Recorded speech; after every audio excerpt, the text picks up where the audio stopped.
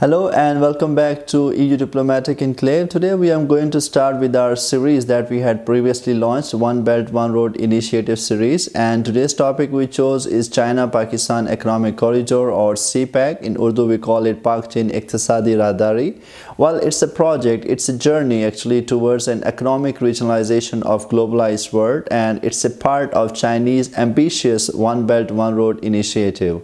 CPEC, or China-Pakistan Economic Corridor, it was formally launched on April 20, 2015, and as Fortune reports, it's a project of over $64 billion where Chinese are going to invest in Pakistan, and according to Reuters, over $33 billion out of this will be invested in over 21 mega projects which are going to meet energy needs of Pakistan.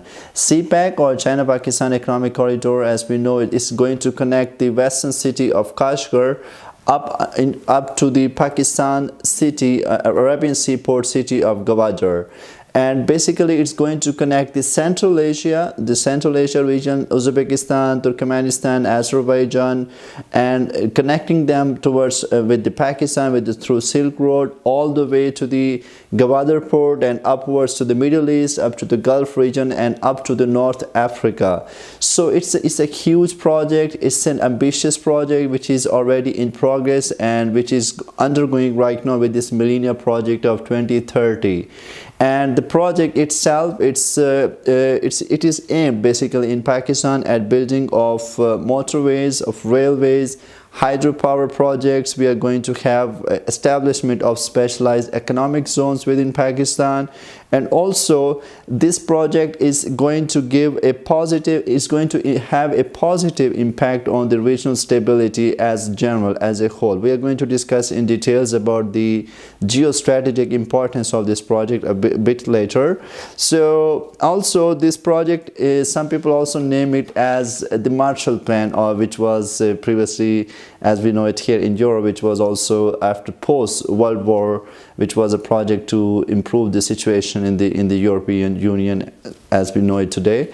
So the United States Institute of Peace report on CPEC states, and I quote, "The ultimate benchmark of success for CPEC will be whether it boosts the industrial productivity, the exports and job creation in Pakistan, putting country on a path towards sustained high level of reputable and equitable economic growth." So obviously the project, when it was launched, it was launched with an aim, with a vision.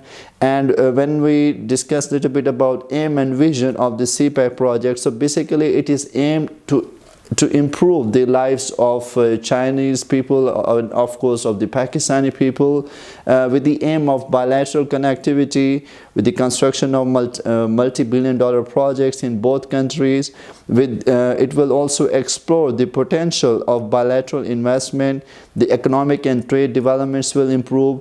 The new networks of motorways will be launched. The energy projects will be launched within there is also a project for spreading new fiber optics within Pakistan. And also it will improve people-to-people contact, and it will also enable it will help for the regional connectivity of the people. So talking briefly about the geostrategic importance of CPEC, as we know, as I just mentioned in my intro, that CPEC is going to connect overall the Central Asia up through Pakistan towards the Middle East and the Gulf region and up to North Africa. So of course, and also when we discuss about CPEC, one must also ask himself or herself a question, that why Chinese would invest in Pakistan. So the answer is very simple. It's a Chinese dream. As I mentioned in the beginning, it's a Chinese dream of economic regionalization. Some also blame China for their influence, but also secondly, it will, at the end of the day, it will end Chinese dilemma for Malacca Strait. As we know today, the Chinese have to, when they have to do their exports outside China, so they have to go through Malacca Strait, which is a geostrategically very important problem these days, but Chinese are looking forward to some alternative route for their exports. They're trying to find a route where they don't have to cover this 22 days journey, because if they build this Gwadar port in Pakistan, it will obviously save their days. And also in terms of security, as we know, in this Malacca Strait, there is South China Sea maritime issues. There is a presence of US naval ships in this region, which is a huge concern for Chinese government. And also it will also be a gateway. Geostrategically speaking, the importance of CPEC is a gateway. It's a hub for the Central Asian countries to do their exports through Pakistan, through Gwadar port with the Middle East and up to the Africa region. It also will bring economic prosperity to the region, as there was a report recently published by Pakistan-China Institute and the Association of Certified Chartered Accountants, and it says that the CPEC will bring economic impacts to the Pakistan's economy and bring prosperity to the people's life.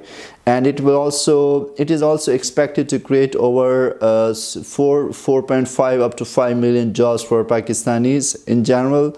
And also it will also bring the energy projects prosperity in terms of energy, which we are going to have some over 22 new projects which are going to meet our energy needs within Pakistan. And also talking furthermore about the challenges, very briefly I will discuss about the challenges. So the challenges the CPEC is facing today, the number one challenge is, of course, is insurgency within Pakistan, within Balochistan region. That is a huge challenge. The Chinese have to first time deal with the Pakistani stakeholders, that they are not adapt to it so far. So they have to learn how to deal with the Pakistanis stakeholders when they're investing in Pakistan.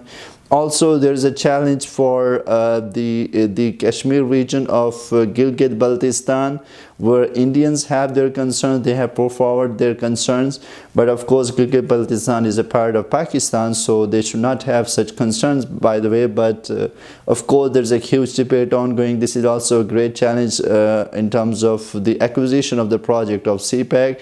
Nonetheless, our government is committed, and we are on our path to successful completion of CPEC project, which is we are now meeting our 2030 agenda right now.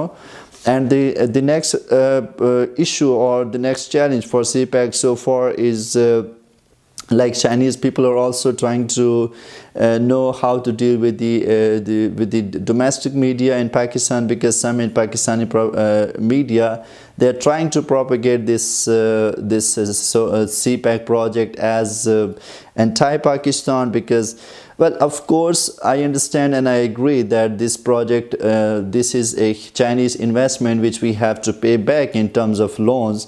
And according to report, it's a $90 billion project loans that we have to pay back because they are going to invest $64 billion in Pakistan, and we have to pay back $90 billion. But at the same time, one must keep in mind that nevertheless this project is bringing prosperity, it's bringing jobs to our country, which is a need of the time for Pakistan, both in terms of its economic development and also in terms of its manpower. Our labor, they are going abroad, so of course we will have people residing within Pakistan and working within Pakistan when they will be provided with such opportunities. And lastly, I would like to say that I would like to quote, in fact, our Chief of Army Staff General Bajwa, when he just said yesterday when in his meeting in Moscow, he says that Pakistan wants to get out of zero-sum dynamics of Cold War that is still prevalent in South Asia region. So for sure Pakistan is committed to peace and stability in the region, but how Pakistan takes itself a chance or avails this opportunity from CPEC projects like CPEC, that's a matter of the time, that's the need of the time that yet to be decided. So stay tuned, and we will further discuss about CPEC in our next video. Thank you so very much.